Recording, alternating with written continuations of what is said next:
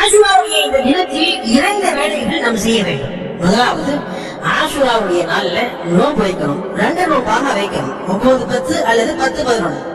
யார் ஆஷுராவுடைய நோன்பு வைப்பார்களோ கடந்த ஆண்டினுடைய பாவத்தை அல்லாஹ் ஜல்ல ஷானஹு மன்னிக்கிறான் என்பதாக நபிகள் நாயகம் ஸல்லல்லாஹு அலைஹி வஸல்லம் அவர்கள் சொல்லி காட்டினார்கள். 2வது வேலை, ஆஷுராவுடைய நாள்ல தன் குடும்பத்தினர் மீது தாராளமாக செலவு செய்வது. ஹதீஸ் சொல்கிறது, மன் வஸ அலா அயாலிஹி ஃபி நஃபகதி யௌம ஆஷுரா வஸஅ அல்லாஹு அலைஹி ஸாயிரி ஸனதிஹி.